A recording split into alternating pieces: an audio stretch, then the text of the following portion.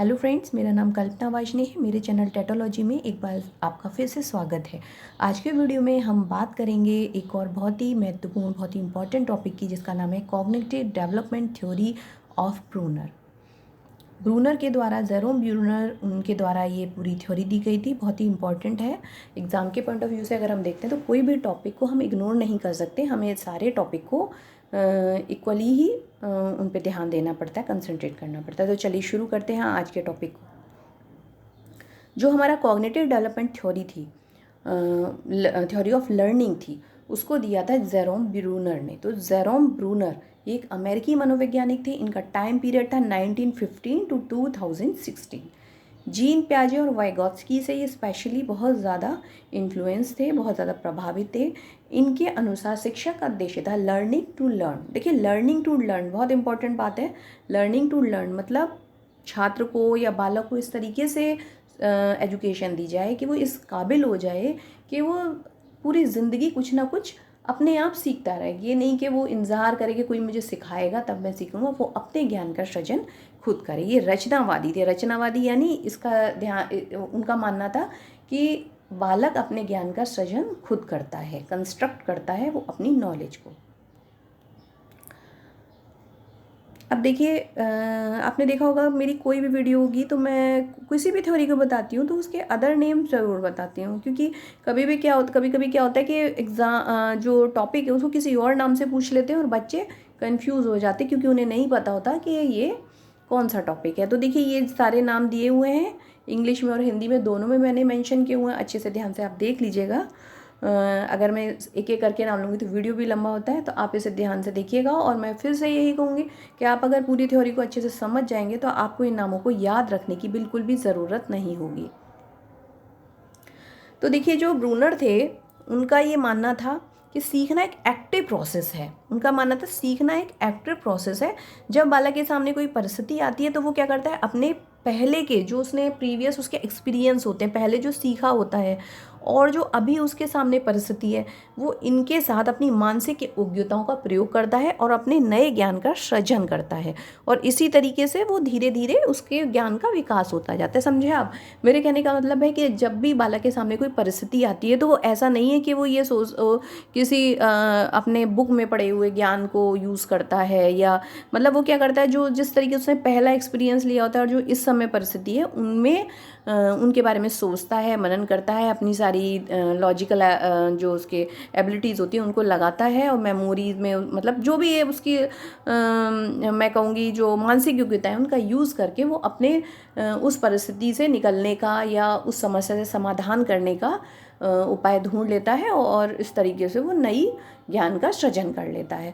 अब जो ब्रूनर साहब थे उन्होंने ज्ञान के विकास की 3 अवस्थाएं बताई थी। तो ये बहुत इंपॉर्टेंट है। मोस्टली क्वेश्चन जो आते हैं इसी जो हमारा ये पॉइंट है कि विकास की कितनी अवस्थाएं ब्रूनर साहब ने बताई हैं, इसी पे आता है। तो पहली अवस्था है इनएक्टिव स्टेज, क्रियात्मक अवस्था, आइकॉनिक और सिम्बॉलिक। देखिए, जैसे मैंने बताया था प्याजे से बहुत प्रभावित थे, तो उसी तरीके से इन्होंने, प्याजे ने भी 4 भागों में बांटा है, इन्होंने 3 भागों में विकास की अवस्थाओं को बांटा है। अब देखिए, इनको डिटेल में देखते हैं हम। जो इनकी फर्स्ट स्टेज है वो है इनएक्टिव। क्या, कहाँ से होती है? From birth to age 1। देखिए, एज के बारे में आप इतना ज़्यादा कंफ्यूज मत होइएगा, क्योंकि इसके बारे में बहुत सारी मान्यताएं हैं।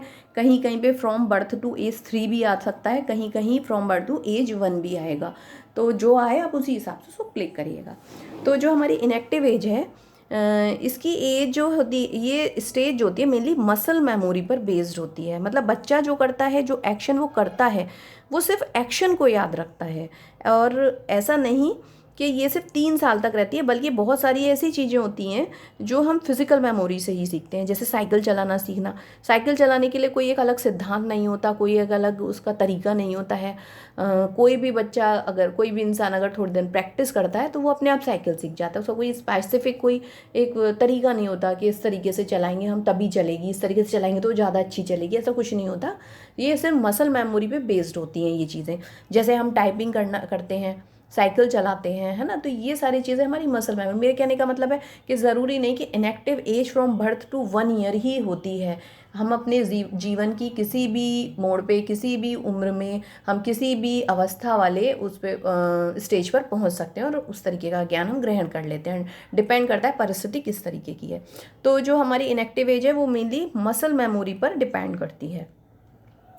अब देखिए हमारी जो ये तो हो गई प्याजे से मिलती जुलती एज है, जो उन्होंने सेंसरी मोटर बताई थी, उसी तरीके की हमारी स्टेज है इनएक्टिव। अब देखते हैं सेकेंड स्टेज। सेकेंड स्टेज है आइकॉनिक। यहाँ ये जो स्टेज स्टार्ट होती है फ्रॉम 1 to 6 ईयर। अगर हम कहीं कहीं पढ़ते हैं तो 3 to 6 होती है। तो ये डाउट मतलब इस बात को ध्यान में रखिएगा, जिस तरीके से क्वेश्चन पूछा जाए, या हो सकता है आइकॉनिक को एज 3 to 6 हो, या हो सकता है 1 to 6 हो। जो ऑप्शन दिया उसी के अकॉर्डिंग आप निशान लगाइएगा। अब देखिए इसमें सीखने का माध्यम इमेजेस होती हैं इस स्टेज में। इस स्टेज पर बच्चा अपने माइंड में किसी भी चीज़ की इमेज बना लेता है और स्टोर कर लेता है। और इस स्टेज पर सबसे ज़्यादा बच्चे जो हैं वो पिक्चर्स के माध्यम से ही सीखते हैं। इसलिए आपने देखा होगा छोटी क्लास के बच्चों के तरह तरह के चार्ट और मॉडल आदि के माध्यम से पढ़ाया जाता है। आपने देखा होगा छोटी क्लास जो होती है उसके बच्चे होते हैं, उनकी क्लासरूम में बहुत सारे चार्ट और पोस्टर लगाए जाते हैं। उससे वो बच्चे जल्दी सीख जाते हैं। तो जैसे आपने देखा, मैंने बताया था इनएक्टिव स्टेज हम किसी भी हम एज पे हों, हम किसी भी अवस्था से सीख सकते हैं। जैसे आपने देखा होगा कभी कभी क्या होता है, हमें कोई चीज़ नहीं समझ में आती है लेकिन हम डायग्राम देखते हैं तो हम उसको तुरंत सीख जाते हैं। तो वो आइकॉनिक एज हम ज़रूरी नहीं है 6 तक रहती है, आगे भी चलती है। अब जो हमारी थर्ड और लास्ट स्टेज है ये है सिम्बॉलिक, 7 ईयर एंड अबव। इसके बारे में कोई डाउट नहीं है, ये 7 ईयर से ऊपर ही होती है। तो अब देखिए इसमें क्या होता है सिम्बॉलिक एज में, यहाँ पर बच्चा जो सीखता है वो सब लैंग्वेज और सिंबल के द्वारा सीखता है। अब लैंग्वेज और सिंबल मतलब उसको ना तो मसल की ज़रूरत, ना तो उसको मसल मेमोरी की ज़रूरत होती है, और ना वो किसी इमेज को माध्यम से सीखता है। यहाँ पर बच्चा लैंग्वेज के माध्यम से सीख जाता है। अब मैं देखिए इसका एग्जांपल आपको बताती हूँ, पूरा सब कुछ क्लियर होगा। जैसे बच्चे के सामने हम काऊ का नाम लेते हैं, हम बस बोलते हैं काऊ, बताइए आप काऊ के बारे में बताइए। तो बच्चा क्या करेगा, काऊ के बारे में सब कुछ बता देगा। वो एक काऊ का सिंबल है, वो उसके माइंड में पूरा सेट है कि काऊ होती है, काऊ का नाम लेते हैं तो उसके दिमाग में तुरंत पिक्चर आ जाती है कि ये 4 पैर होते हैं, टेल होती है, दूध देती है, घास खाती है, ये सब उसके बारे में वो सब बता देगा।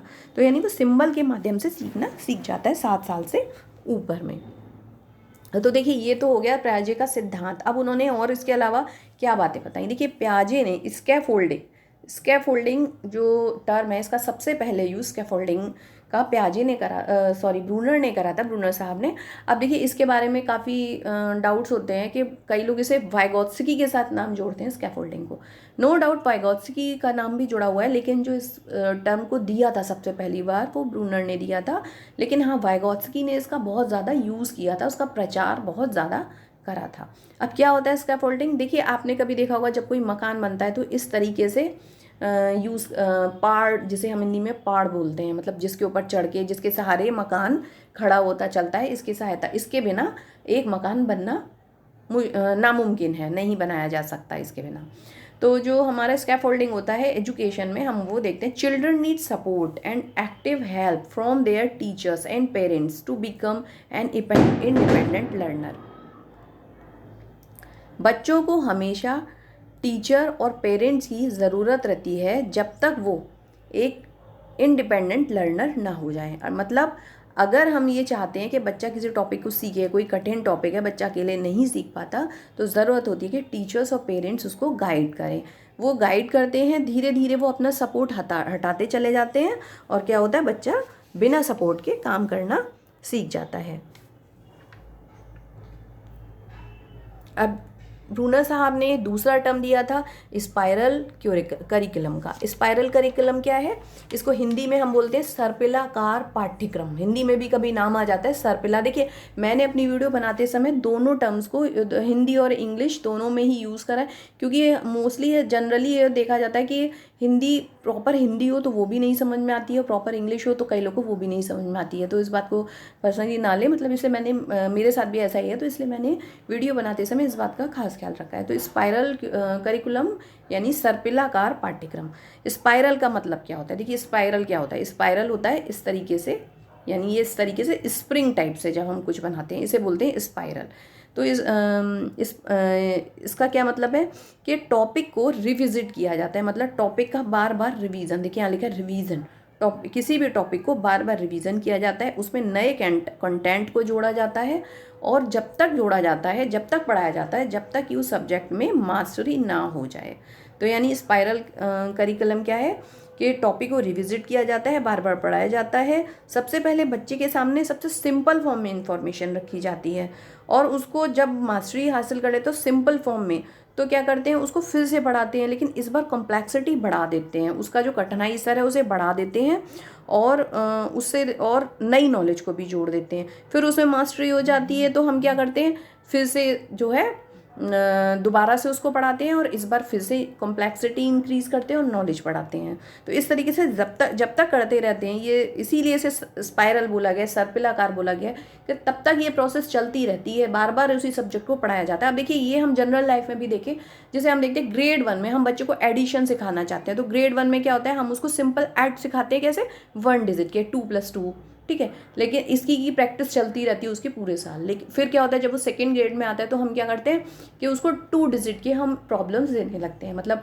2 22 प्लस 3 32, इस तरीके से वो 2 डिजिट को जोड़ना सिखाते हैं। मतलब क्या हुआ कि हमने पढ़ाया एडिशन ही, लेकिन उसको न्यू कंटेंट को जोड़ा, उसकी कॉम्प्लेक्सिटी को हमने बढ़ा दिया। थर्ड ग्रेड में जब बच्चा आता है तो हम उसको कैरी के जो सम्स होते हैं, यानी जो हासिल के सवाल होते हैं, हम वो देना शुरू करते हैं। यानी यहाँ पर हमने पढ़ाया फिर से अगेन थर्ड क्लास में सम, लेकिन हमने उसकी कॉम्प्लेक्सिटी बढ़ा दी, उसमें न्यू कंटेंट को जोड़ दिया। तो इस तरीके से जब तक बच्चा मास्टरी हासिल नहीं कर लेता है, हम उसकी कॉम्प्लेक्सिटी को बढ़ाते हैं, उसे बार बार हर क्लास में पढ़ाते हैं। हर सब्जेक्ट में आप देखेंगे इसी तरीके से होता है, पहले कंटेंट को छोटी क्लास में छोटे लेवल पे दिया जाता है, और बड़ी क्लास में उसकी कॉम्प्लेक्सिटी बढ़ाते चले जाते हैं। इसीलिए ब्रूनर साहब ने कहा था कि ज्ञान को किसी भी अवस्था में बच्चे को दिया जा सकता है, मतलब किसी भी अवस्था में कोई भी ज्ञान एक हद तक हम बच्चे को सिखा सकते हैं। ऐसा नहीं है कि किसी चीज़ को ज्ञान देने के लिए बच्चे की एज देखी जाए, अगर बच्चा कम एज का है तो भी वो उस ज्ञान को हासिल कर सकता है।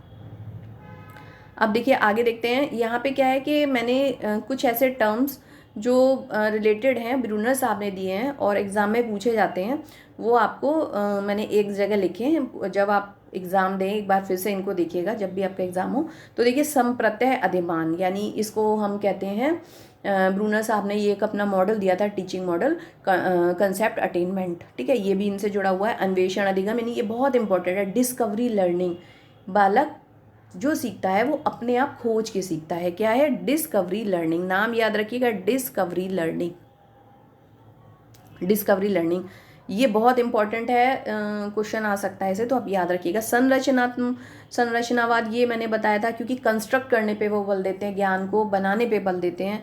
निर्मितवाद, वही संरचनावाद मतलब निर्मितवाद, मतलब ज्ञान को बनाने पर बल देते हैं। सर्पिलाकार पाठ्यक्रम मैंने बताया। वाइगोत्स्की का जो दिया गया टर्म था MKO, इसका भी वो सपोर्ट करते थे। एडल्ट पार्टिसिपेशन, मतलब वो बताते अगर बच्चे को कुछ सिखाना है, बालक को कुछ सिखाना है, तो एडल्ट को उसमें पार्टिसिपेट करना पड़ेगा, और धीरे धीरे वो अपनी भूमिका को कम करता जाएगा जब बच्चा इंडिपेंडेंट हो जाएगा। स्कैफोल्डिंग, इसके बारे में मैं आपको बता चुकी हूँ। तो ये जो कुछ टर्म्स हैं जो इन्हीं से रिलेटेड क्वेश्चन पूछे जाते हैं, तो आप टर्म्स याद रखिएगा। टर्म्स देखते ही आपको मतलब बहुत ईजी क्वेश्चन आएंगे नहीं टर्म्स से रिलेटेड। अब देखिए मैंने यहाँ लास्ट में, वीडियो के लास्ट में कुछ क्वेश्चन दिए हैं, आप इन क्वेश्चंस को देखिएगा, पढ़िएगा, और इसके आंसर मुझे कमेंट बॉक्स में ज़रूर दीजिएगा। कहीं कोई प्रॉब्लम हो आप मुझसे डिस्कस कर सकते हैं, मुझे कमेंट कर सकते हैं, मुझसे पूछ सकते हैं, ठीक है। तो आप इनके क्वेश्चन के आंसर मुझे कमेंट बॉक्स में दीजिएगा। अच्छे से पढ़िएगा, वीडियो को अच्छे से देखिएगा। अच्छी लगी हो तो प्लीज़ लाइक करिएगा, सब्सक्राइब करिएगा, हो सके तो शेयर करिएगा। Thank you, go ahead, best of luck.